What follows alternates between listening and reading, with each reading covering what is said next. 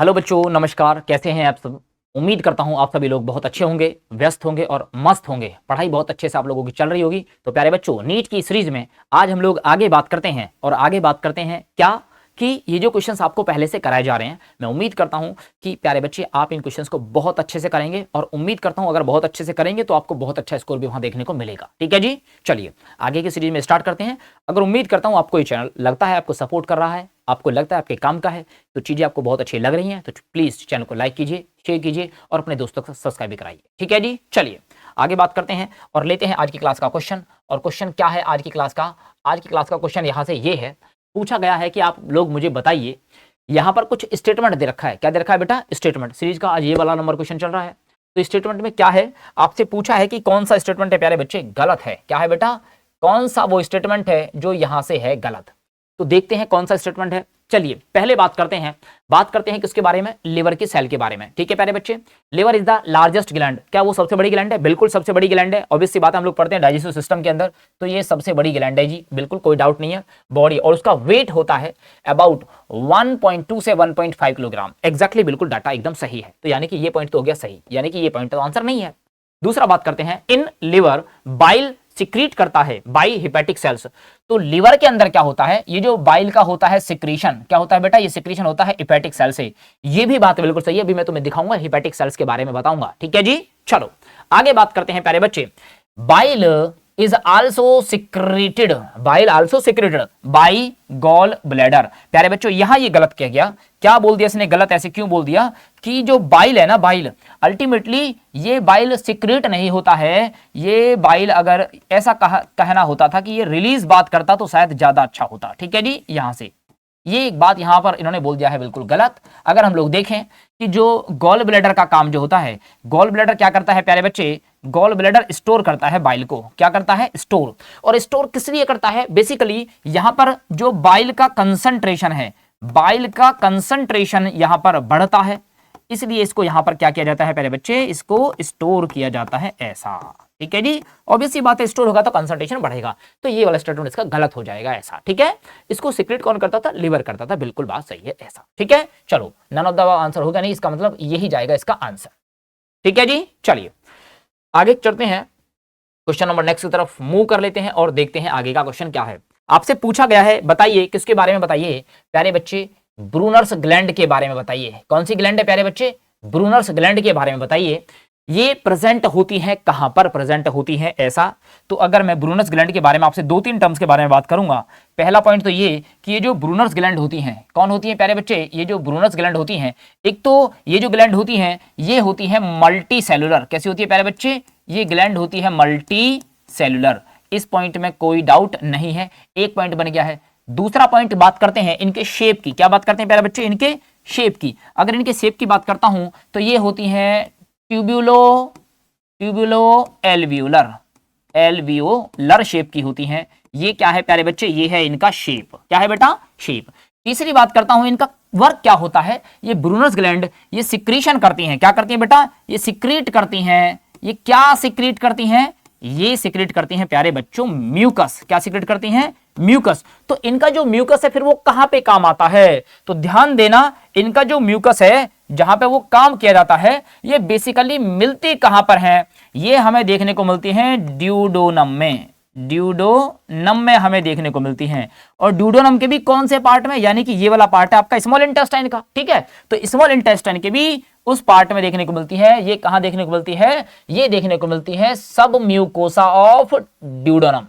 Mucosa of duodenum no. Mucosa of stomach बिल्कुल नहीं। तो दो ऑप्शन तो ऐसे ही चलेंगे, आपको कंफ्यूजन आएगा ड्यूडोनम और सब म्यूकोसा और म्यूकोसा के अंदर। तो ये देखने को मिलती है ड्यूडोनम कहां पर? सब म्यूकोसा ऑफ ड्यूडोनम में। दूसरी बात क्या करती हैं? जो स्टमक से पीछे से फूड आ रहा होता है और दूसरी तरफ पैंक्रियाटिक जूस से जो फूड आ रहा होता है, ये सब क्या करते हैं? इनसे जो निकलता है म्यूकस, क्या निकलता है? म्यूकस। ये उसके नेचर को न्यूट्रलाइज मतलब एल्कलाइन बनाने की काम करते हैं ऐसा। बोले सर नो? ठीक है, उसके नेचर को चेंज करने का काम करते हैं ऐसा। ठीक है जी, चलिए आगे बात करें। आगे चलते हैं, क्वेश्चन नंबर नेक्स्ट की तरफ मूव करते हैं। और क्वेश्चन नंबर नेक्स्ट, एक डायग्राम गिवन है यहां पर, थोड़ा सा ऐसा डायग्राम गिवन है। ये पेनक्रियाज है यहां पर, ये आपका लिवर है, ये आपका आ रही हैं, मतलब ये बाइल, ये गॉल ब्लैडर है और ये बाइल से लिवर से आ रखे हैं लोब्स। उसके दो लोब होते हैं, लेफ्ट और राइट, दोनों के दोनों लोब। तो ये आपका यहां पर जो दिख रहा है, मैं अब आपको बता दूं, ये लेफ्ट लोब है प्यारे बच्चे, और ये कहां से आ रहा है, राइट लोब से आ रहा है ऐसा। तो डक्ट पूछा है आपसे, पूछा है विद लेबलिंग, क्या पूछा है बेटा, लेबलिंग पूछा है, किसका, ए का, बी का, सी का और किसका, डी का। इस डायग्राम से ए, बी, सी और डी का पूछा है डायग्राम। तो ध्यान देना जरा क्या क्या होता है। सबसे पहली बात करते हैं, एक तो पॉइंट ये यहां से डक्ट आ रही है डी पॉइंट पर, और इधर से डक्ट आ रही है, ये आ रही है पेनक्रियास से। कहां से आ रही है बेटा, ये पेनक्रियास से आ रहा है। ये कहां से आ रहा है, बाइल डक्ट आ रही है। इस सी का नाम, यहां पर एक ये वाली डक्ट है, एक ये वाली डक्ट है। तो इस वाले डक्ट को यहां पर जब सी, दोनों डक्ट आकर के मिल जाती है तो डक्ट हो जाती है कॉमन। इसका नाम होता है सी का मतलब सी से आएगा कॉमन। क्या नाम देंगे इसको, कॉमन बाइल डक्ट। इस सी को बोलेंगे कॉमन बाइल डक्ट। अब यार एक काम करो, सी में देखो कहां है कॉमन बाइल डक्ट, सी में देखो कॉमन बाइल डक्ट कहां पर है। तो प्यारे बच्चे सी में एक तो यहां है कॉमन बाइल डक्ट, ठीक है, ये दोनों जब मिल रही है कॉमन हो गई है। सिस्टिक डक्ट इसको हटा देते हैं। ध्यान देना, अब डी का मतलब क्या है, ये वाला, यहां पर जब दोनों की दोनों डक्ट आती हैं, इस वाले पार्ट से और इस वाले पार्ट से, तब इस डक्ट का नाम आप क्या देंगे, तब इसमें हम लोग बोल देंगे, मैं आपको एक बार इसका ऑप्शन बता देता हूं, क्वेश्चन नंबर 119 का, ठीक है। तो 119 का ऑप्शन आप लोगों का जाएगा सेकंड में दिया है आपका, ये यहां पर सी लिखा था, बी, ये प्यारा बच्चा सी यहां पर ऑप्शन मैच कर गया है, मिसमैच, कॉमन बाइल डक्ट, ये क्योंकि डी लिखा हुआ है, तो आंसर तो जाएगा सेकंड। क्या जाएगा, सेकंड। मैंने सी से पकड़ लिया है, मैंने आपसे कहा था क्वेश्चन के साथ खेलना सिखाएंगे आप लोगों को। तो सी का आंसर जाएगा कॉमन बाइल डक्ट, या तो ये था या फिर आपका ये था। अब ध्यान दो, ये सी हो गया common bile duct. Common bile duct के बाद कॉमन बाइल डक्ट आ रही है यहां से और ये आ रहा है पेनक्रियास से, तब ऐसे डक्ट को हम लोग नाम देते हैं, ऐसे डी को नाम देते हैं, ये आ रही है हिपैटो मींस लिवर से, और हिपैटो ये आ रही है कहां से, पेनक्रियास से। कहां से आ रही है बेटा, पेनक्रियाज से आ रही है, तब इसको बोलते हैं हिपैटो, यानी कि इसका नाम है हिपैटिक डक्ट। क्या नाम है बेटा, हिपैटिक। ये लिवर से आ रही है ना, इसको बोलते हैं आपका, इसका नाम आता है आपका हिपैटिक डक्ट। ये ज्यादा इधर चला गया डायग्राम, इसको बोलते हैं हिपैटिक डक्ट। ये वाली जो डक्ट है ये कहां से आ रही है बेटा, ये गॉल से आ रही है, इसको बोलते हैं सिस्टिक डक्ट। क्या बोलते हैं इसको, सिस्टिक डक्ट, ठीक है जी, इसको नाम दिया जाएगा सिस्टिक डक्ट। ये पैनक्रियास से आ रहा है, इधर से आने वाला डक्ट कहां से आ रहा है, लिवर से आ रहा है, तो इसका दोनों का मिला जुला नाम आएगा हिपैटो और ये पैनक्रियाटिक डक्ट।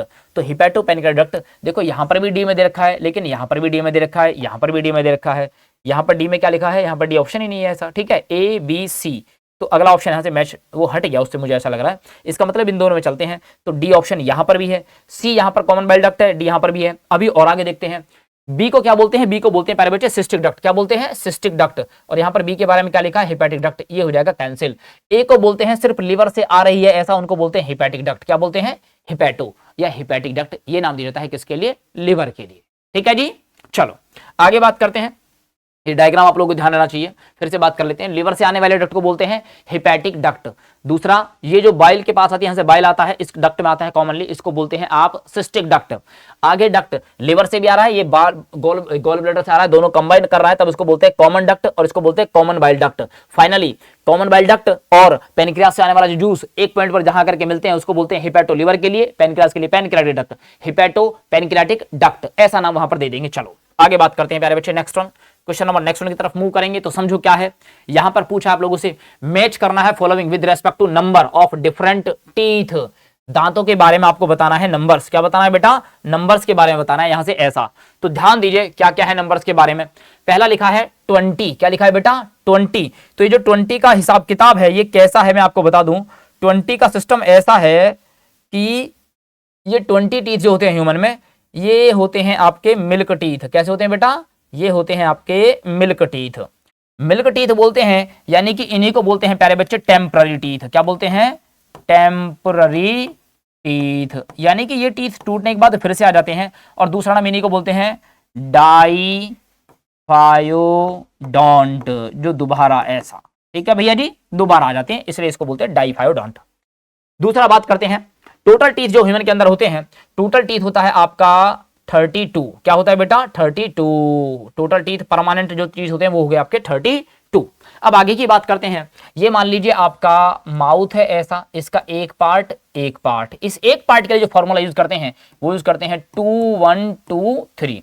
तो देखो कैनाइन की बात करते हैं, ये सामने की तरफ जो होते हैं, ये दो जो होते हैं यहां पर ऐसे, इन दोनों को बोलते हैं इंसीजर, जबकि आगे के जो दो होते हैं, आगे का एक दांत जो होता है इसको बोलते हैं कैनाइन। क्या बोलते हैं बेटा? इसको बोलते हैं कैनाइन। ये चीरने फाड़ने का काम करता है कैनाइन। ये होता है एक, अगर एक है तो चारों में होगा कितना? 4, तो 4 हो जाएगा आप लोगों का कैनाइन। क्या हो जाएगा बेटा? कैनाइन। फिर 8 बचते हैं, इनको बोलते हैं इंसीजर। इस पार्ट में 2, इस पार्ट में 2, अगेन इस पार्ट में 2 और इस पार्ट में भी 2, टोटल नंबर हो जाएगा प्यारे बच्चे 8। क्या हो जाएगा? 8। ये हो जाएगा आपका इंसीजर। 20 का 20 हो गया आपके, यानी कि ए का 4, ए का थर्ड काटो, ए का थर्ड काटो, दो ऑप्शन के साथ खेलते हैं तो ए का 4 हो जाएगा। चलो जल्दी से, और मैं सबसे बताऊं जो सबसे अलग दिखे उसको देखें। ए का 4, बी का थर्ड, बी का थर्ड, सी का फर्स्ट, सी का सेकंड, डी का सेकंड, डी का फर्स्ट, तो दो में यहाँ मतलब बहुत सारी चीजें कॉमन देखने को मिल रही है। ऐसे क्वेश्चन में लास्ट तक जाना पड़ता है ऐसा। बी का आपका क्या है? बी का है थर्ड, बी का थर्ड यहां पर है, बी का थर्ड यहां पर है। अभी सीबी में भी जाना पड़ेगा, या तुम नीचे से भी स्टार्ट कर सकते थे, हो सकता है कोई बच्चा नीचे से स्टार्टिंग करता क्वेश्चन का, तब भी ऐसा था। सी का क्या जाएगा आप लोगों का? 4 है कैनाइन, सी का सेकंड, सी का सेकंड, सी का फर्स्ट, ये भी काट दो तो आंसर रहेगा आपका सेकंड। और ए का क्या जाएगा? डी का क्या जाएगा? फर्स्ट, डी का फर्स्ट। आगे बात समझ में? एक चीज और सुनो यहां से, होता क्या है? होता ये है कि ऐसे टीथ जो दोबारा नहीं आते, जिनको परमानेंट टीथ का नंबर जहां दिया गया है, ऐसा टोटल तो 32 है उसके बाद, लेकिन इसमें क्या होता है, अगर आप देखेंगे किसी बेबी के लिए, किसके लिए बेटा? अगर किसी बेबी के लिए देखेंगे तो इसका फॉर्मूला बनता है 2102 अपॉन 2102, ठीक है जी, 21325, एक पार्ट में 5 अपॉन 5, 10, टोटल हो जाएंगे 20, तो इसके लिए बन जाएगा 20। ये तो बेबी के लिए बना है। जबकि बात करते हैं एडल्ट के लिए, किसके लिए बेटा? एडल्ट के लिए। तो एडल्ट के लिए जो हम लोग टीथ देखते हैं, उस एडल्ट के लिए जो टीथ का नंबर बनता है 2123 अपॉन ऊपर के पार्ट में 2123, हाफ पार्ट में 2123, अगेन ये इनटू कर देंगे, इनटू हो जाएगा प्यारे बच्चे 2, यानी कि ये 8 अपॉन 8, यानी कि 16/16, नीचे के 16 ऊपर के 16, टोटल आ जाएंगे 32। तो डिफरेंस क्या है? 20 तो पहले थे जो मिल्क टीथ थे, उसके बाद आने वाले टीथ थे 12। अब उसमें ये भी समझो कि वो थे कौन कौन से। ये 2 पहले भी था, ये 1 पहले भी था, यहां 0 था, यहां 2 था, तो ये आ गए। एक तो ये वाला क्वेश्चन बन गया आप लोगों का। जो बाद में बनने वाले टीथ हैं, एक तो ये हो गए, ये इंसीजर, ये कैनाइन, प्रीमोलर। कौन बेटा? प्रीमोलर, ठीक है। तो प्रीमोलर थे ही नहीं यहां पर, एक कॉर्नर में 2, तो चारों कॉर्नर बन जाएंगे आपके 8, तो 8 तो बन गए आपके प्रीमोलर, ठीक है बेटा। चलो, और अगला यहां पर है 2, यानी कि एक और बन गया, एक पार्ट, यानी कि टोटल 4 टीथ बढ़ गए आपके। वो कौन से हैं बेटा? मोलर। कौन से हैं बेटा? मोलर। ये ध्यान रखना है आपको बस, ठीक है। चलो आगे बात करते हैं, move on the next question. Question number next क्या है, आओ जरा समझते हैं। बात कैसी है कि क्वेश्चन में ये कह रहा है कि ये है JGA, है ना, जक्स्टा ग्लोमेरुलस एपरेटस, ठीक है। Play a complex regulatory role, बहुत बड़ा रोल है, ऑन किडनी में इसका बहुत बड़ा रोल है। ऑब्वियस सी बात है, बिल्कुल बहुत बड़ा रोल इसका यहां पर होता है। रीजन में क्या कह रहा है? रीजन में ये कह रहा है कि एक फॉल होता है in GFR, glomerulus filtration rate के अंदर, can activate the JG cells, ये JG सेल्स को एक्टिवेट कर देगा, बिल्कुल ठीक है, कर देगा। टू रिलीज, क्या रिलीज करने के लिए? टू रिलीज एंजियोटेंसिनोजन, क्या एंजियोटेंसिनोजन रिलीज करने के लिए इसको एक्टिवेट कर देगा क्या बच्चे? हाँ जी, हाँ जी, समझो जरा, क्या इसको एंजियोटेंसिनोजन एक्टिवेट करने के लिए कर देगा क्या? हाँ जी, ऐसा नहीं है प्यारे बच्चे, ध्यान देना, ये एंजियोटेंसिनोजन नहीं कराता है। ये क्या कराता है प्यारे बच्चे? यहां से कराता है रेनिन। क्या कराता है? रेनिन कराता है। इसका मतलब ये वाली बात तो बिल्कुल सही है, और ये वाली बात क्या हो जाएगी बच्चे? ये बात हो जाएगी गलत। फिर ये रेनिन क्या करता है? ये रेनिन आगे चलता है एंजियोटेंसिनोजन को ये करवाता है कन्वर्ट एंजियोटेंसिन 1 में, एंजियोटेंसिन 1 में, और एंजियोटेंसिन 1 को फर्दर कन्वर्ट किया जाता है आगे एंजियोटेंसिन 2 में, एंजियोटेंसिन 2 में। और एंजियोटेंसिन 2 के बाद अब क्या होता है? इसके साथ मिलता है कौन? इसके साथ मिलता है प्यारे बच्चे एल्डोस्टेरॉन। कौन मिलता है? एल्डोस्टेरॉन। तो वो क्या कराता है? वो कराता है वैसोकॉन्स्ट्रिक्शन, प्लस वाटर का कराएगा एब्जॉर्प्शन, वाटर का कराएगा एब्जॉर्प्शन। और जब ये दो चीजें हो जाएंगी तो ये बढ़ा देगा किसको प्यारे बच्चे? बीपी को बढ़ा देता है ऐसा, और उसको करा देता है मेंटेन।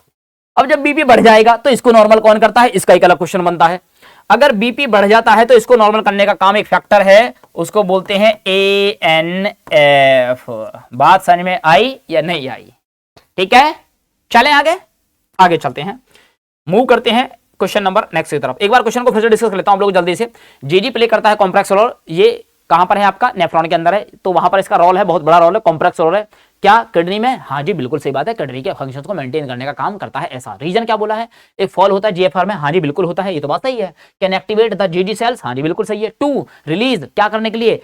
एंजियोटेंसिन, ना भैया ना, एंजियोटेंसिन नहीं, ये कराता है रिलीज रेनिन। ये रिलीज रेनिन जो होगा ये आगे काम कराएगा, ये आगे कराएगा एंजियोटेंसिनोजन, उसको एक्टिवेट करके किस में चेंज करेगा? एंजियोटेंसिन 1 में। एंजियोटेंसिन फर्दर एक्टिवेट होगा किस में? एंजियोटेंसिन 2 में। एंजियोटेंसिन 2 आगे क्या करेगा? ये मिलेगा किसके साथ? एल्डोस्टेरोन के साथ। एल्डोस्टेरोन के साथ मिलेगा तो क्या करेगा? ये यहां से कराएगा वैसोकंस्ट्रिक्शन, वैसोकंस्ट्रिक्शन कराएगा तो वाटर का क्या से ज्यादा क्या कराएगा? एब्जॉर्प्शन। इसके साथ ही क्या बढ़ेगा? बीपी, बीपी बढ़ जाएगा। अब इस बढ़े हुए बीपी को भी मेंटेन करने का काम एक अलग फैक्टर काम करता है, that is anti Nutrich factor. ठीक है, ANF। चले अच्छा, तो क्या जा रहा है आंसर? पहला सही दूसरा गलत, पहला सही दूसरा गलत। कहां है? हाँ ये है आपका A is not correct, A is correct and R is not. 121 का जो आंसर जाएगा यहां से 121 का जाएगा बेटा सेकंड। ए तो क्या है? सही है, but R is not correct. ठीक है जी, चलो आगे आ जाओ बेटा। क्वेश्चन नंबर नेक्स्ट की बात करते हैं। क्या पूछा है? पूछ रहा है यहां से पार्शियल प्रेशर। क्या पूछ रहा है बेटा? पार्शियल प्रेशर पूछ रहा है, किसका? ऑक्सीजन का। कहां पर? एक तो पूछा है प्यारे बच्चों एल्विलाई में, एक। दूसरा पूछा है एटमॉस्फेरिक प्रेशर, 2। और तीसरा कहां पूछा है? ऑक्सीजनेटेड ब्लड का पूछा है, ऑक्सीजनेटेड ब्लड। ठीक है जी, तो ध्यान देना, जो एल्विलाई के अंदर जो प्रेशर होता है प्यारे बच्चे, एल्विलाई के अंदर जो प्रेशर होता है पार्शियल प्रेशर, पार्शियल प्रेशर किसका? ऑक्सीजन का। उसका जो वैल्यू होता है दैट इज 104। कितना होता है? 104 mmHg होता है। ये कहां पर है आपका? एल्विलाई के अंदर। एक बात, अगर एटमॉस्फेरिक प्रेशर की बात करेंगे तो वहां पर पार्शियल प्रेशर ऑफ ऑक्सीजन जो होता है वो हमें देखने को मिलता है, यहां पर होता है 159 mmHg। क्या होता है बेटा? 159 mmHg। ये कहां है? एटमॉस्फेरिक प्रेशर है। तीसरी बात करते हैं, ऑक्सीजन के अंदर जो ब्लड हमें देखने को मिलता है, ऑक्सीजन के अंदर जो हमें ब्लड देखने को मिलता है वो कितना होता है? ऑक्सीजनेटेड ब्लड जो होता है इसका जो पार्शियल प्रेशर होता है वो होता है आपका 95 mmHg। अब देख लो 104 104 104 104 तीनों में बात सही है। 104 ये रहा, ये पहला ऑप्शन तो यहीं से हटाओ एकदम। ठीक है जी, सब में चल रहा है अभी। दूसरा 159 यहां और यहां, तो यानी कि ये भी उड़ गया, ये भी उड़ गया। ठीक है जी, अब तीसरा बचता है कौन? 95, और ये ऑप्शन आपका जाएगा ऑप्शन नंबर सेकंड। क्या जाएगा बेटा? Option number second. बोलो बात समझ में आई या नहीं आई? ये बात तो हो गई आपकी यहां से। कहां से होगी बेटा? यहां से। ठीक है, आगे की बात करते हैं। इसी में एक क्वेश्चन और आता है, जब ये कर्व की बात चलती है ना जिस तरीके से, यहीं पर एक और कर्व बनता है जब हम लोग रेस्पिरेटरी सिस्टम की बात करते हैं। रेस्पिरेटरी सिस्टम में जब हम लोग पढ़ते हैं तो रेस्पिरेटरी सिस्टम में हमें क्या देखने को मिलता है? ध्यान देना जरा। रेस्पिरेटरी सिस्टम में हमें यहां पर जो देखने को मिलेगा कर्व, क्या देखने को मिलेगा बेटा? कर्व देखने को मिलेगा। तो वो कर्व कैसा है? मान लो ये है सेंटर पॉइंट। क्या है बेटा? ये है मान लो सेंटर पॉइंट। तो इस सेंटर पॉइंट से जो हमको कर्व देखने को मिलेगा, यस, इस सेंटर पॉइंट से जो हमको कर्व देखने को मिलेगा ना वो ये मिलेगा। ये हो गया आपका एक एक्सिस। ठीक है, यहां से एक और हो जाएगा आप लोगों का ये वाला एक्सिस। ठीक है, तो अब क्या करेगा? ये कर्व करेगा शिफ्ट। क्या करेगा? शिफ्ट करेगा कर्व। तो कैसे करेगा शिफ्ट? ये देखो, ये जो इसका शेप है ना, ये जो इसका शेप है, ये शेप जाएगा ऐसे, ये शेप जाएगा, ये कर्व जाएगा आपका इस तरीके से। अब इसमें दो बातें आती हैं, ये हो गया आपका एक्स एक्सिस, ये हो गया आप लोगों का वाई एक्सिस। ठीक है, तो क्या होगा इसमें कर्व में? देखो जरा, अगर ये इधर मूव कर जाएगा, ये मेरा लेफ्ट है यहां, यानी कि ये मूव कर जाएगा इस तरफ, ऐसा मार्क ले लेते हैं। अगर ये शिफ्ट कर जाएगा इस तरफ तब इसको बोलेंगे लेफ्ट शिफ्ट। क्या बोलेंगे बेटा? ये कर जाएगा लेफ्ट में शिफ्ट। एक पॉइंट तो ये। अगर यहां पर देखें सेकंड वन, ये वाला, ये अगर शिफ्ट कर जाएगा ऐसे तब इसको बोलेंगे राइट शिफ्ट। क्या बोलेंगे बेटा? Right shift. अब अगर ये राइट शिफ्ट करता है तो क्या होगा समझना जरा। यहां पर क्या होगा? पार्शियल प्रेशर ऑफ CO2 ये बढ़ जाएगा। यहां पर आपका दूसरा पॉइंट क्या है आपका? हमें यहां पर देखने को मिलेगा टेम्परेचर, ये बढ़ जाएगा। हमें और क्या देखने को मिलेगा यहां से, हमें यहां से देखने को मिलेगा हाइड्रोजन आयन की कंसंट्रेशन ये बढ़ जाएगा। और हमें क्या देखने को मिलेगा यहां से, अगर पार्शियल प्रेशर ऑफ CO2 बढ़ेगा तो पार्शियल प्रेशर ऑफ O2 ये क्या हो जाएगा बेटा, कम हो जाएगा ऐसा। ठीक है जी, तो ध्यान दो ये सब चीजें, यानी कि आप एक काम करो, पार्शियल प्रेशर ना लगाओ, आप यही लगाओ कि CO2 कौन है बेटा, ये सब चीजें हो जाएंगी बढ़ी हुई, ये सब बढ़ेगा। और ये वाला प्रॉपर्टी हमें देखने को मिलता है कहां पर, ये वाला प्रॉपर्टी हमें देखने को मिलता है सब कुछ कहां पर, टिश्यू में। कहां पर देखने को मिलता है, टिश्यू में। वेयर एज जबकि लेफ्ट में शिफ्ट करेगा तो ये सारी की सारी चीजें, पार्शियल प्रेशर ऑफ CO2 कम हो जाएगा, तो फिर पार्शियल प्रेशर ऑफ O2 बढ़ जाएगा, टेम्परेचर कम हो जाएगा, हाइड्रोजन आयन की कंसंट्रेशन कम हो जाएगा, CO2 भी क्या हो जाएगा, कम हो जाएगा, O2 का कंसंट्रेशन पार्शियल प्रेशर O2 बढ़ जाएगा। तब ये वाली कंडीशन हमको कहां देखने को मिलती है, ये वाली कंडीशन हमको देखने को मिलती है प्यारे बच्चे एल्वियोलाई में। कहां पर देखने को मिलती है, एल्वियोलाई में। क्या मेरी बात आपको यहां तक की समझ में आई या नहीं आई? और तब इस कर्व का नाम क्या होता है, oxygen, oxygen haemoglobin, haemoglobin dissociation curve, तब इसको बोलते हैं डिसोसिएशन कर्व। क्या मेरी बात यहां तक की आपको समझ में आई या नहीं आई? लेफ्ट में शिफ्ट कवर करेगा जब चीजें कम कर जाएंगी, CO2 partial pressure of CO2, temperature, hydrogen concentration, ये सारी चीजें कम करेंगी, दैट्स वाई उसके against partial pressure of O2 बढ़ जाएगा, बाकी सारी चीजें बढ़ जाएंगी। इधर पार्शियल प्रेशर ऑफ CO2 बढ़ेगा तो पार्शियल प्रेशर ऑफ O2 घटेगा, टेम्परेचर बढ़ेगा, हाइड्रोजन कंसंट्रेशन बढ़ेगी, CO2 का प्रेशर बढ़ेगा। ठीक, ये सब चीजें टिश्यू में, ये सारी चीजें हमें देखने को मिलेंगी एल्वियोलाई के अंदर। बात समझ में आई नहीं आई? चलो आगे बात करते हैं प्यारे बच्चे, question number next one. Next question की तरफ क्या बोल रहा है, आपको बताना है, आपको क्या बताना है, आपको बताना है नेम। किसका नेम बताना है प्यारे बच्चों, आपको बताना है ब्लड सेल्स का नाम बताना है। क्या बताना है बेटा, ब्लड सेल्स का नाम बताना है। और कौन सी ब्लड सेल है, ध्यान देना जरा, नेम द ब्लड सेल, उस ब्लड सेल का बताओ नाम। Whose reduction in number can cause clotting, cause कर सकता है अगर उसका नंबर कम हो जाएगा तो ऐसा, leading to a excessive loss of blood from the body, और बॉडी से एक्सेसिव ब्लड का हो जाएगा लॉस। तो ध्यान देना, ये जो इरिथ्रोसाइट लिखा हुआ है प्यारे बच्चों, इसी का दूसरा नाम होता है RBC। एक बात, जो ल्यूकोसाइट लिखा हुआ है प्यारे बच्चे, इसी का दूसरा नाम हम लोग इसको बोलते हैं WBC, white blood cells. Neutrophil is a type of RBC, type of WBC। क्या है बेटा, WBC। जबकि थ्रोम्बोसाइट ये क्या है, इन्हीं को हम लोग बोलते हैं, थ्रोम्बोसाइट्स को हम लोग बोलते हैं, दूसरा नाम जो नाम दिया जाता है यहां से, इन्हीं को बोलते हैं प्लेटलेट्स। और आपने पढ़ा है प्यारे बच्चे कि प्लेटलेट्स आर रिस्पॉन्सिबल, ये क्या है प्यारे बच्चे, ये है रिस्पॉन्सिबल है, ये रिस्पॉन्सिबल है किसके लिए, ये है प्यारे बच्चे क्लॉटिंग के लिए रिस्पॉन्सिबल है।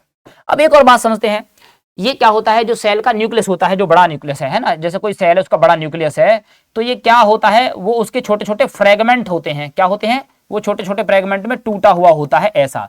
एक्चुअली में कहने का मतलब क्या है कि ये जो प्लेटलेट होता है, ये प्लेटलेट ये सेल नहीं होता, सेल नहीं है प्यारे बच्चे, ध्यान देना।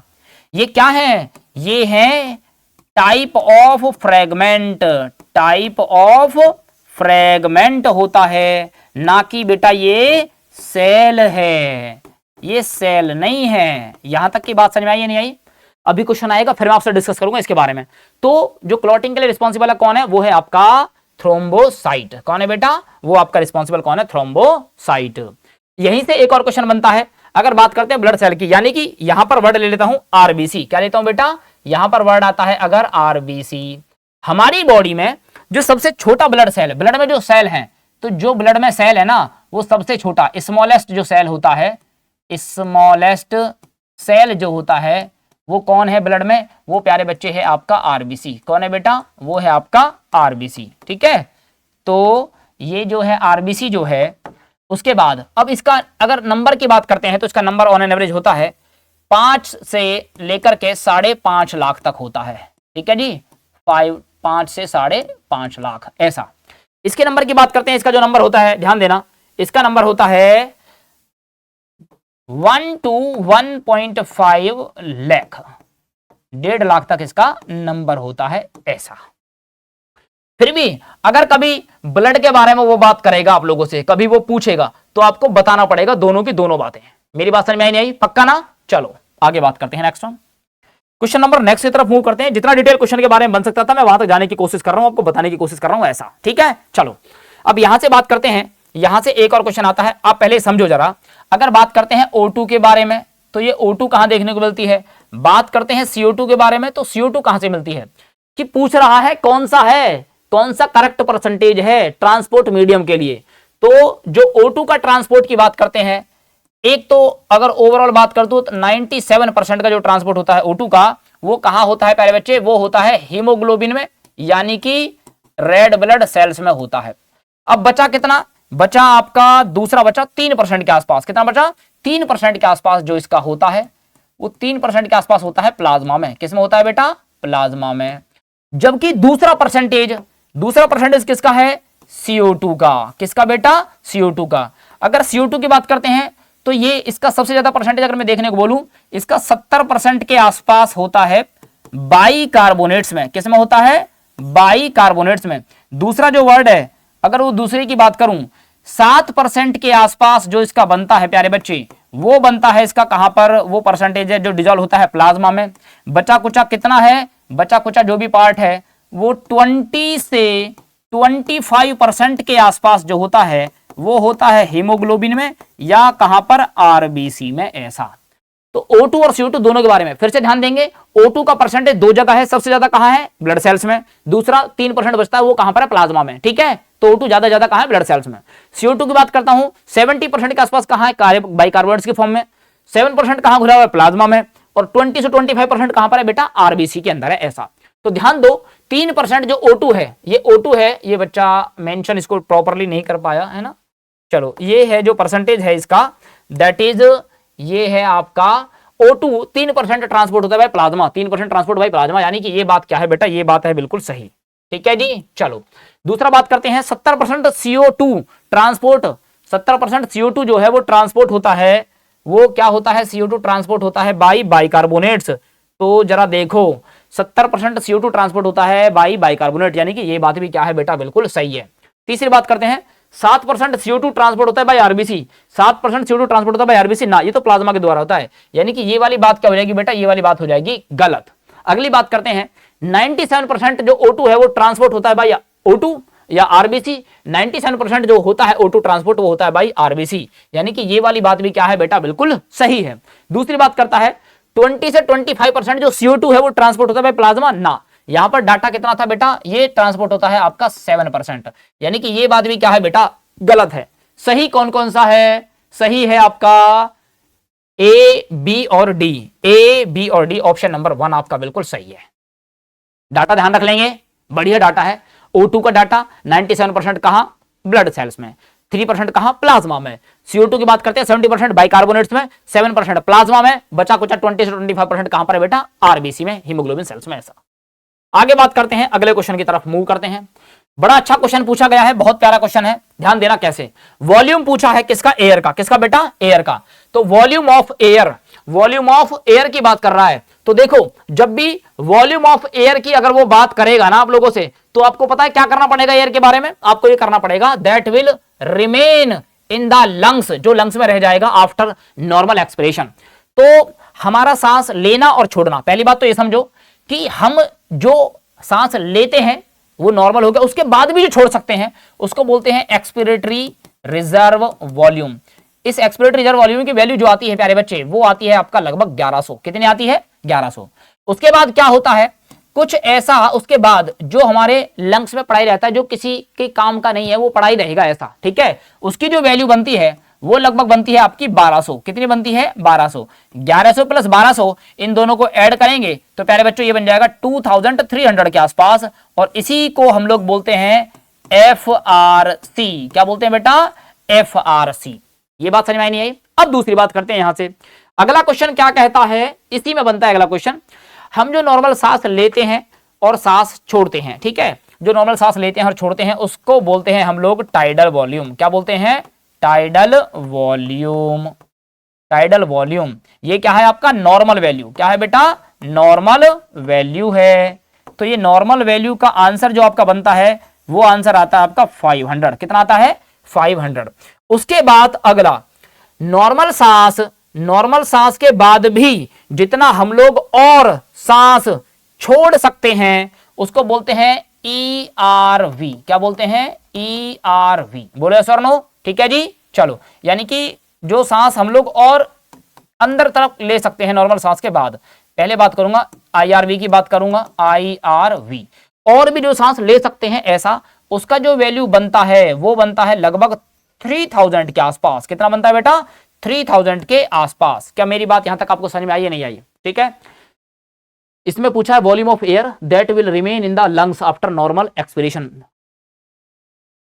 छोड़ने के बाद भी और पैसे जो छोड़ सकते हैं वो है आपका ERV। जो लंग्स में हमेशा बचा रह जाएगा, जो किसी काम का भी नहीं, वो है कितना? 1200। दोनों को जोड़ा तो FR से बनता है, फंक्शनल रेसिडुअल कैपेसिटी। ठीक है। उसके बाद जो नॉर्मल सांस लेते हैं, जो छोड़ते हैं, उसका वैल्यू कितना आता है? उसको बोलते हैं टाइडल वॉल्यूम, और ये आती है वैल्यू 500 के आसपास। इस सांस को लेने के बाद भी जितना सांस आप अंदर और ले सकते हैं वो इसके साथ जुड़ जाता है, उसको बोलते हैं IRV। और उसकी वैल्यू कितनी होती है बेटा? उसकी वैल्यू होती है आपकी लगभग 3000 के आसपास। कितनी होती है बेटा? 3000 के आसपास। ऐसा बात यहां तक एकदम काम हो गया बिल्कुल कंप्लीट। ठीक है जी, चलें आगे, आगे चलें। चलो अब आप यहां से और क्या देख लेना, ERV मैंने आपको बता दिया वहां पर ऐसा। ठीक है, चलो आगे बात करते हैं। मैच करने को पूछ रहा है, match the type of WBC का मैचिंग कर रहा है विद देयर परसेंटेज, उनकी परसेंटेज के हिसाब से।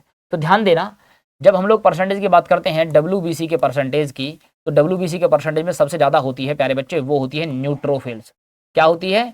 न्यूट्रोफिल्स। और इस न्यूट्रोफिल्स का जो परसेंटेज होता है वो होता है 60 से 65% के आसपास। तो न्यूट्रोफिल सबसे ज्यादा नंबर में है। न्यूट्रोफिल कितना है? 60 से 65% के आसपास। यानी कि फटाफट बी पे जाओ 4, क्योंकि मैंने सबसे ज्यादा से नंबर रखा है इसका। तो बी पे जाते हैं और बी का है 4। कहां कहां जा रहा है बी का 4? और ये तो सब में बी का 4 जा रहा है, बड़ा टफ है भाई। चलो बी का 4, जल्दी आगे चलते हैं। और ठीक है, आगे बात करते हैं नेक्स्ट वन। अगला क्वेश्चन आता है, अगला देखते हैं बेसोफिल। कौन है बेटा? ये जो बेसोफिल होता है, ये बेसोफिल नंबर में सबसे कम है, और ये नंबर में जो कम होता है वो है 0.5 से लेकर के आपका 1%। कितना परसेंट बेटा? 1%। मेरी बात समझ में आई नहीं आई? तो यानी कि ए का 5, ए का यहां पर आ गया, यानी कि एक तो ये ऑप्शन उड़ गया, एक ऑप्शन सेकंड ये भी उड़ गया, ए का 5। अब 2 बचते हैं। अब अगला बात करते हैं सी, इओसिनोफिल। कौन है बेटा? इओसिनोफिल। तो इओसिनोफिल की बात करते हैं। इओसिनोफिल अगर हमें देखने को मिलता है तो प्यारे बच्चे ये होता है आपका 2 to 3%। कितना परसेंट? 2 to 3%। और ध्यान देना, यही इओसिनोफिल है जो निकालती थी एंटी हिस्टामिन। क्या निकालती थी? Anti histamine. तो ध्यान देना, बेसोफिल ये ही है रिस्पॉन्सिबल किसके लिए? इन्फ्लामेशन के लिए। किसके लिए? इन्फ्लामेशन के लिए। इन्फ्लामेशन कई तरीके का हो सकता है, किसी को रेडनेस हो सकती है, किसी को इचिंग हो सकती है, किसी को पेन जैसा हो सकता है, ये सब इसी के इन्फ्लामेशन है सब। ठीक है, तो आपका जाएगा सी का फर्स्ट, सी का फर्स्ट यहां पर है और सी का सेकंड यहां पर है। इसका मतलब आंसर तो चला गया सेकंड। अब डी का देखो थर्ड, डी बोले तो मोनोसाइट, डी का थर्ड मोनोसाइट जो होता है आपका दैट इज 6 to 8%। क्या है बेटा? मोनोसाइट बनता है 6 to 8%। और अगला बचता है लिम्फोसाइट, लिम्फोसाइट डी का आपका सेकंड, ई का आपका सेकंड। आंसर तो जाएगा सेकंड। ठीक है जी, बात समझ में आई नहीं आई? बढ़िया एकदम। सबसे ज्यादा नंबर कौन? सबसे ज्यादा नंबर है जिसका, वो है बेटा न्यूट्रोफिल। कौन है बेटा? न्यूट्रोफिल। उससे कम आते हैं जरा, वो आते हैं लिम्फोसाइट। कौन आती है बेटा? लिम्फोसाइट। इसका नंबर ध्यान देंगे, ये बनेगा आपका 20 से 25% ऐसा। उसके बाद तीसरे नंबर पे चलते हैं। जो तीसरे नंबर पे आता है वो कौन है? तीसरे नंबर पे प्यारे बच्चे यहां से कौन था? 6 to 8। ये कौन है प्यारे बच्चे? ये है मोनो। कौन है बेटा? मोनोसाइट का नंबर होता है 6 to 8%। कितना परसेंट? 6 to 8%। NLM होना चाहिए था MNLMN। ठीक है, चलो जी आगे बात करते हैं। 3 तो ये हो गए वर्ड। अब अगला बचता है कौन है? लिम्फोसाइट। उसके बाद और बचा है आपका सबसे कम है ABCD। ए से स्टार्टिंग अल्फाबेटिकली, ए सबसे कम, उससे थोड़ा और चलते हैं आगे, थोड़ा सा बढ़ेगा, और वो है बी बोले तो बेसोफिल 0.5 से 1%। बचा कौन आपका? एक और बच गया न्यूट्रो बेसो इओसिनोफिल। कौन बच गया? इओसिनोफिल। उसका नंबर होता है आपका दैट इज 1 से 2%। बी के बाद आता है अल्फाबेट ई, उसको थोड़ा और बढ़ा दिया, वो हो गया 2 to 3%। ठीक है, चलो जी चलो आगे बात करते हैं। बी के लिए मैंने रखने के लिए बताया सबसे कम होगा, उसके बाद ई सबसे कम होगा, लेकिन उनके ऊपर कंसेप्ट सबसे ज्यादा लगा स्टार्ट से करेंगे। सबसे ज्यादा कौन होता है? न्यूट्रोफिल 60 to 65%, उससे कम लिम्फोसाइट दैट इज 20 to 25%, उससे कम मोनोसाइट। ठीक है, चलो आगे बात करते हैं। क्वेश्चन नंबर नेक्स्ट वन, देखो यही क्वेश्चन जो भी हम लोग बात कर रहे थे, आपको पूछा है कॉलम 1 को मैच करो, कॉलम 1 को मैच करो कॉलम 2 के साथ में। ठीक है, तो कॉलम 1 को मैच करेंगे तो यहां पर क्या लिखा है? बेसोफिल। कौन है बेटा? बेसोफिल। तो बेसोफिल क्या है? बेसोफिल जो है एक तरीके से ये जो रोल प्ले करेगा, ये बेसोफिल रोल प्ले करता है किसमें प्यारे बच्चे? इन्फ्लामेशन में। ये बात बिल्कुल सही है ऐसा। ठीक है जी, चलो न्यूट्रोफिल। न्यूट्रोफिल क्या करते हैं? किसी को भी मार के खा जाते हैं। न्यूट्रोफिल आपका रोल प्ले करेगा किसमें प्यारे बच्चे? आपका फैगोसाइटोसिस में। इसे समझाता हूं अभी कैसे होता है, कहां पे मार के खाता है, क्यों खाता है, ऐसा। ठीक है, चलो अगला बात करते हैं प्लाज्मा सेल्स। प्लाज्मा के अंदर ही हमें क्या देखने को मिलता है? प्लाज्मा के अंदर हमें देखने को मिलती है एंटीबॉडी। तो एंटीबॉडी कहां देखने को मिलेगी? प्लाज्मा में। तो अगला वाला पॉइंट आ गया आपका, प्लाज्मा के अंदर हमें देखने को मिलेगी एंटीबॉडी। ठीक है, चलो अब बचता है कौन? प्लेटलेट्स। और ये प्लेटलेट्स रोल प्ले करती हैं किसमें प्यारे बच्चे? ब्लड क्लॉटिंग में। किसमें? ब्लड क्लॉटिंग में। ठीक है जी, अब सुनो, बेसोफिल का मतलब है इन्फ्लामेशन, जो मैंने अभी समझाया था।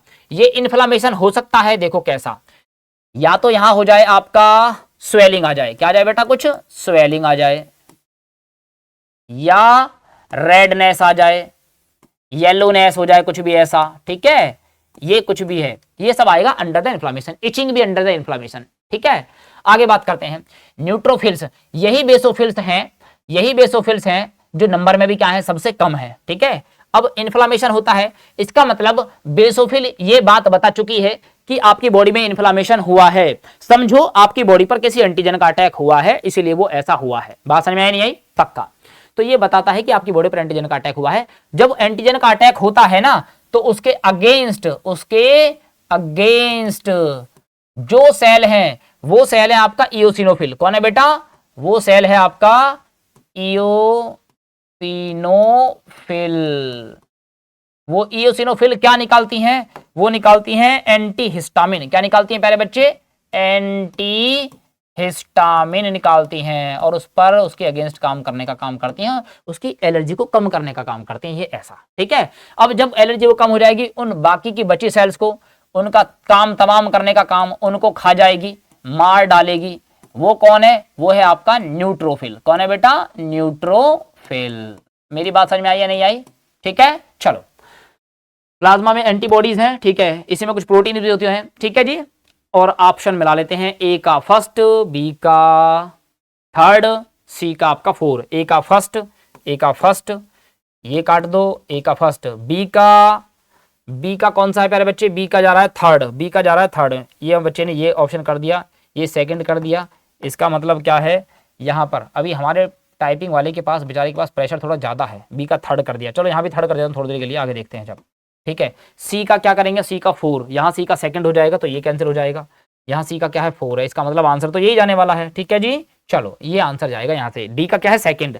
डी का क्या है? सेकंड हो गया। ठीक है ना, ये हो गया ब्लड क्लॉटिंग सेल्स हो गए।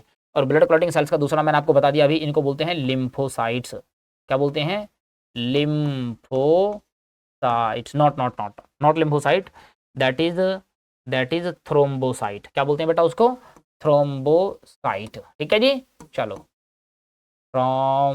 थ्रोम्बोसाइट। किसी भी क्वेश्चन पाओगे तो आपको कई सारे क्वेश्चन वहां से देखने को मिल जाएंगे, ऐसा। ठीक है, चलो आगे बात करते हैं। अगला question, question number next one.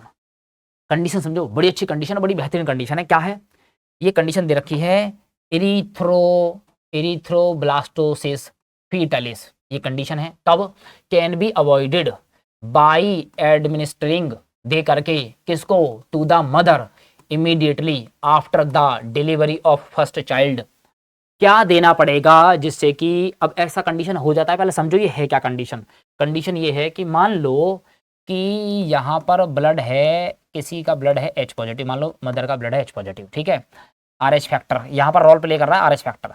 तो अगर ये जाएगा RH नेगेटिव को, तो ये RH नेगेटिव क्या करेगा? इसके अगेंस्ट ये बना लेता है, जब इसको जाती है ब्लड की सप्लाई होती है तो ये उसके अगेंस्ट बना लेता है, क्या बना लेता है? एंटीबॉडी बना लेता है। क्या बना लेता है? ये एंटीबॉडी बना लेता है। यानी कि अब दोबारा अगर ये ब्लड आप इसको नहीं दे सकते ऐसा, तो फिर दे कैसे सकते हैं ये समझो जरा। देने का प्रोसेस फिर ऐसा है कि RH पॉजिटिव को RH पॉजिटिव का ही दिया जा सकता है, RH नेगेटिव को RH नेगेटिव का ही ब्लड दिया जा सकता है। दूसरी कंडीशन और क्या है क्योंकि इसके पास एंटीबॉडी एंटीजन नहीं है, इसके पास एंटीजन है, ठीक है। तो ये जो है एंटीबॉडी, ये ब्लड, इसका ब्लड इसको दिया जा सकता है, लेकिन इसका ब्लड इसको नहीं दिया जा सकता। मेरी बात समझ में नहीं आई? इसी को एक और कंडीशन बोलते हैं, इसको बोलते हैं इनकॉम्पैटिबिलिटी, इसको बोलते हैं इनकॉम्पैटिबिलिटी, इनकॉम्पैटिबल नहीं है ये ऐसा। तो फिर करना क्या होगा? करना ये होगा कि जो नेक्स्ट बेबी का बर्थ होगा, अगर ऐसा होगा, क्योंकि ये तो ऑलरेडी बना चुका है एंटीबॉडी, ठीक है, अब नेक्स्ट बेबी का बर्थ होगा तो अगर कुछ एंटीबॉडी इसके ब्लड में चली जाएंगी तो बेबी की डेथ हो जाएगी। फिर करना क्या पड़ेगा? करना ये पड़ेगा इसके अगेंस्ट हम लोग इसको लगाते हैं एंटी-डी का इंजेक्शन लगता है। क्या लगता है? एंटी-डी का इंजेक्शन। तो मदर में जो भी एंटीबॉडी बची हुई है, दूसरे बेबी का बर्थ होगा तो उस बेबी की डेथ हो जाएगी। बेबी की डेथ ना हो इसके लिए क्या करते हैं कि मदर को एंटी-डी का इंजेक्शन लग जाएगा। एंटी-डी का इंजेक्शन लगने से क्या होगा कि जो मदर के पहले उसके ब्लड में जो भी एंटीबॉडीज हैं वो सब की सब मर जाएंगी। तो क्या बोल रहा है?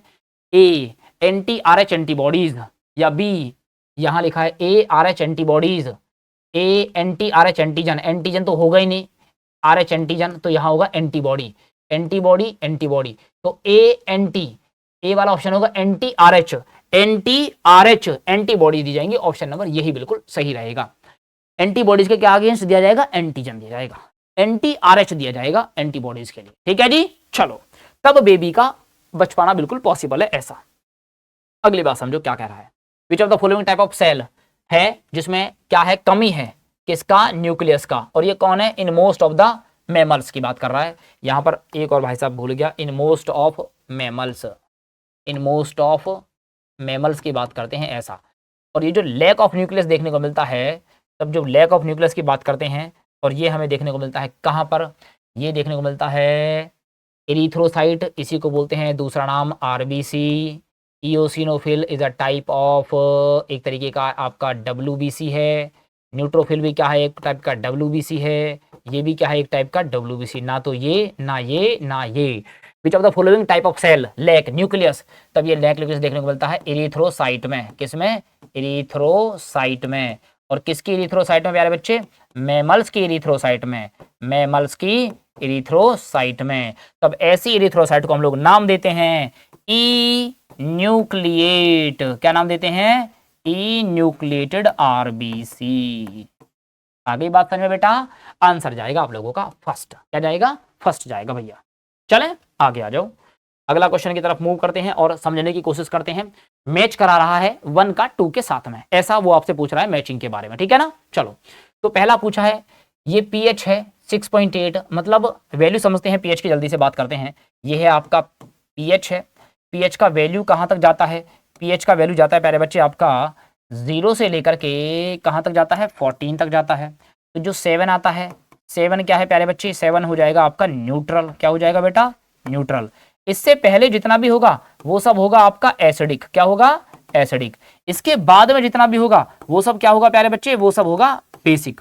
अगर एसिडिक है तो 7 से कम होगा, 7 से कम मतलब 6.8, ये स्लाइटली एसिडिक होगा। 1.8 तो बहुत तगड़ा वाला एसिडिक होगा। 7 से ऊपर क्या है? 7.8, तो ये जाएगा बेसिक में। तो अब ध्यान से समझो कौन एसिडिक कौन बेसिक, ठीक है। तो इसमें बात करता है कि जो 1.8 होता है ये तो भाई साहब ये है आपका गैस्ट्रिक जूस, यानी कि इसी को बोलते हैं, यही है दूसरा आपका HCl। क्या है बेटा? HCl। दूसरी बात करते हैं 6.8, ये क्या है आपका? ये पीएच है किसका? सलाइवा का। लगभग बेसिक है। अगर सलाइवा से निकलता है तो वो भी लगभग एल्कलाइन है ऐसा। लेकिन जो पीएच 7.8 होता है वो निकलता है कहां से? पेनक्रियाटिक जूस से। कहां से निकलता है? पेनक्रियाटिक जूस से। वो लगभग बेसिक है। तो पेनक्रियाटिक जूस आता है इजीली, स्मॉल इंटेस्टाइन में आकर के मिलता है। जो स्टमक से फूड आता है वो एसिडिक नेचर का आता है, पेनक्रियाटिक जूस से बेसिक नेचर का आता है। ये इसको क्या करने का काम करता है? इसको, इसके नेचर को बदलने का काम करता है, चेंज करने का काम करता है ऐसा, जिससे कि फूड इजीली क्या हो सके? डाइजेस्ट और एब्जॉर्ब हो सके ऐसा, ठीक है। तो सी का जाएगा सेकंड, सी का जाएगा सेकंड, कट सेकंड। ए का जाएगा आपका थर्ड, ए का जाएगा थर्ड। ये कट कर दिया, आंसर रह गया ये। बी का जाएगा फर्स्ट, बी का जाएगा फर्स्ट, ठीक है जी। चलो आगे बात करते हैं, ऑन मूविंग नेक्स्ट क्वेश्चन की तरफ मूव करते हैं। पूछा है, क्या पूछ रहा है कि जो मूंग बीन है, कौन है बेटा? Statement 1, moong bean resistant to yellow mosaic virus. तो मूंग बीन क्या है, वो रेजिस्टेंट है किसके लिए, येलो मोजेइक वायरस के लिए। एंड यहां तक की बात सही है, and powdery mildew were induced by mutation, इसको इसके अंदर पाउडरी माइल्ड्यू मतलब उसको क्या कर दिया, ऐड कर दिया, बढ़ावा दे दिया, और ये किसके थ्रू, ये कर दिया म्यूटेशन के थ्रू। बात बिल्कुल सही है, एनसीईआरटी की लाइन है बिल्कुल सीधी ऐसा। दूसरी बात कहता है कि रेजिस्टेंस जो होता है, रेजिस्टेंस होता है to yellow mosaic virus in Abelmoschus esculentus from wild species. Resistant आ जाता है येलो मोजेइक वायरस में, किसमें, एबेलमोस्कस एस्केलेंटस, इसमें आ जाता है इस वाइल्ड स्पीसीज के अगेंस्ट रेजिस्टेंट। तो ये वाली बात भी क्या है प्यारे बच्चे, इसका मतलब ये वाली बात भी है बिल्कुल यहां से एकदम करेक्ट। क्या है बेटा, करेक्ट है ऐसा, ठीक है। चलो, तो ये वाली बात भी सही और ये वाली बात भी सही, कहीं ऐसा को करेक्ट तो नहीं पूछ रहा है। Both statement 1 and 2 are incorrect, काटो। Statement 2 1 is correct but 2 is incorrect, इसको काटो। ये इनकरेक्ट, ये भी काटो, दोनों के दोनों स्टेटमेंट क्या है, क्वेश्चन थोड़ा सही हो जाएगा। मैंने सोचा ऐसा रीजन बेस बना है, ऐसा नहीं, स्टेटमेंट 1 स्टेटमेंट 2 बना है। नीट में ज्यादातर क्वेश्चन बनेगा आप लोगों का, और वो जो क्वेश्चन बनेगा वो सारा सारा बनेगा स्टेटमेंट बेस। कैसा बनेगा, स्टेटमेंट बेस, ठीक है। चलो आगे बात करते हैं, अगला क्वेश्चन, नेक्स्ट क्वेश्चन क्या कह रहा है, हिलबंट डिजीज है। क्या है बेटा, हिलबंट डिजीज के बारे में बात कर रहा है। तो ये जो डिजीज है, resistant crop for grow in, किसके लिए है प्यारे बच्चों, ये ऑल चिली के लिए है, व्हीट के लिए है, काउपी के लिए है। आपसे पूछा है ऐसा, ये डिजीज है किसके लिए, क्या है बेटा ये डिजीज किसके लिए है ऐसा। काउपी जी नहीं, काउपी के लिए नहीं है, ना ही चिली के लिए है, ना चिली के लिए ना काउपी के लिए, तो फिर ऑल ऑफ द अबव जाने जाएगा नहीं आंसर। तो फिर आपका बचता है केवल व्हीट। क्या बचता है बेटा, व्हीट बचता है ऐसा, ठीक है। और अगर व्हीट बचता है तो फिर उसके लिए आपका आंसर बिल्कुल सीधे सीधे जाएगा ऐसा, ठीक है जी। चलो आगे बात करते हैं प्यारे बच्चे, अगला क्वेश्चन की तरफ मूव करेंगे, और मूव करेंगे क्या, कौन सा साल है हाई यील्डिंग वैरायटी किसकी, व्हीट की और किसकी, राइस की, ठीक है। ये सब क्या की गई, डेवलप। देखो मैं आपको समझाता हूं क्या हुआ था। यहां पर दो साइंटिस्ट आते हैं, Norman E Borlaug, Norman E Borlaug, एक तो ये साइंटिस्ट था, इसके साथ दूसरा साइंटिस्ट आता है MS स्वामीनाथन। इन दोनों ने मिलकर के जो काम किया था उसी को नाम हमने दिया था ग्रीन रिवॉल्यूशन। क्या नाम दिया था प्यारे बच्चे, ग्रीन रिवॉल्यूशन दिया था नाम यहां से ऐसा, ठीक है। ये हुआ कब था, ये हुआ था जब मिड चल रहा था, मिड ऑफ 1960s के मिड में आकर के ये काम किया था। तो 1960 के आसपास का जो मिड है वही जाएगा यहां से इसका आंसर। क्या जाएगा बेटा, जब व्हीट की और किसकी, राइस की वैरायटी क्या की गई बेटा, डेवलप की गई ऐसा, ठीक है जी। चलो ग्रीन रिवॉल्यूशन चला था, हरित क्रांति इसको नाम दिया गया था, बहुत ज्यादा प्रोडक्शन बढ़ाया गया था तब ऐसा, ठीक है। चलो मैंने आपको व्हीट की वैरायटी नाम बताई थी, वहां पर जो वैरायटी देखने को मिली, राइस की वैरायटी देखने को मिली। मैंने आपको बताई ताइवान में कौन सी वैरायटी देखने को मिली थी, फिलीपींस में कौन सी वैरायटी देखने को मिली थी, इंडिया में कौन सी वैरायटी है, ठीक है। सोनालिका और सरबती सोना ये व्हीट की है, ठीक है। जया रत्ना ये राइस की है ऐसा, ठीक है। चलो आगे बात करते हैं, अगला क्वेश्चन। अगला क्वेश्चन में क्या पूछा है कि ऐसा बोल रहा है इंडिया है, हाँ बिल्कुल है इंडिया, और ये क्या है, मेनली एन एग्रीकल्चर कम्युनिटी है, कंट्री है। आप इस बात को मानते हैं कि हमारी इंडिया एग्रीकल्चर बेस्ड कंट्री है, बिल्कुल बात सही है। एग्रीकल्चर अकाउंट फॉर अप्रोक्सीमेटली कितना परसेंटेज है इंडिया का जीडीपी में, एंड एम्प्लॉय में कितना परसेंटेज है पॉपुलेशन में, ठीक है जी। तो जीडीपी में कितना परसेंटेज है और एम्प्लॉयमेंट में इसका कितना परसेंटेज है ऐसा। तो मैं आपको बताऊं इसका डाटा जो एनसीईआरटी में है प्यारे बच्चे, अगर इसकी अप्रोक्सीमेटली बात करते हैं तो 33% के आसपास है इसका डाटा जो इंडिया की जीडीपी का है। जबकि एम्प्लॉयमेंट की बात करते हैं तो उसका डबल है जस्ट, यानी कि 62% के आसपास क्या कर रहा है ये, एम्प्लॉयमेंट कर रहा है इंडिया का ऐसा। और इसमें ऑप्शन कौन सा जाएगा प्यारे बच्चे, ऑप्शन जाएगा आपका थर्ड। क्या जाएगा बेटा, ऑप्शन नंबर थर्ड जाएगा, यानी कि 134 का थर्ड ऑप्शन यहाँ से बिल्कुल सही है। 33% अप्रोक्सीमेटली जीडीपी का है और 62% पॉपुलेशन को क्या कर रहा है, एम्प्लॉयमेंट दे रहा है, इसलिए भारत को कृषि प्रधान देश कहा जाता है। ये बात हो गया, यहाँ तक का काम बिल्कुल कंप्लीट। और एक क्वेश्चन ये रहा आज का, ये लास्ट क्वेश्चन है और समझते हैं इसको। बात कर रहा है डाइजेशन से, फिर क्वेश्चन पूछा गया है, क्या कह रहा है कि पेप्टिक सेलें सिक्रेट करती हैं intrinsic factor, peptic cell secrete करती हैं इंट्रिंसिक फैक्टर ऐसा। तो प्यारे बच्चों ध्यान देना, मैंने आपको कल बताया था ये जो इंट्रिंसिक फैक्टर है यहाँ से दो बातें आती हैं, ठीक है। यहाँ से ये पेप्टिक सेल का काम नहीं है, ये काम है किसका, पेराइटल का। किसका नाम है, पेराइटल सेल का, या इन्हीं को दूसरा बोलते हैं ऑक्जेंटिक। क्या बोलते हैं, ऑक्जेंटिक सेल्स बोलते हैं। ये क्या सिक्रेट कराती हैं? यही सिक्रेट कराती थी यहाँ से गैस्ट्रिक जूस। क्या कराती थी? Gastric juice. यानी कि ये निकालती थी प्यारे बच्चों HCl और क्या कैसल इंट्रिंसिक फैक्टर। ये कैसल इंट्रिंसिक फैक्टर क्या करता था? ये करता था प्यारे बच्चे एब्जॉर्प्शन कराता था। किसका एब्जॉर्प्शन कराता था? विटामिन B12 का। या तो एब्जॉर्प्शन कराता था या उसके एब्जॉर्प्शन को बढ़ाता था, ऐसा। ठीक है, यानी कि पेप्टिक सेल्स नहीं है। Intrinsic factor essential for absorption of vitamin B12। हाँ, ये बात बिल्कुल सही है। तो पहली बात गलत है, दूसरी बात सही है। ए इज करेक्ट, गलत। A is not correct but R is correct. यही आंसर क्या जाएगा इसका? Third answer is the right. ठीक है जी, चलो प्यारे बच्चों, उम्मीद करता हूं आपको ये क्वेश्चन समझ में आए होंगे, आपको बहुत हेल्पफुल होंगे, नीट के एग्जाम में बहुत ज़्यादा हेल्पफुल होंगे। तो आपसे उम्मीद करता हूं प्लीज़ चैनल को लाइक कीजिए, शेयर कीजिए, सब्सक्राइब कीजिए, आपके जो भी दोस्तों तक पहुंचाइए। आने वाले नीट में उनको बहुत हेल्पफुल होगा, बहुत ज़्यादा उनकी हेल्प मिलेगी, ऐसा। चलिए आपसे फिर मिलते हैं, तब तक के लिए नमस्कार, बाय बाय, थैंक यू।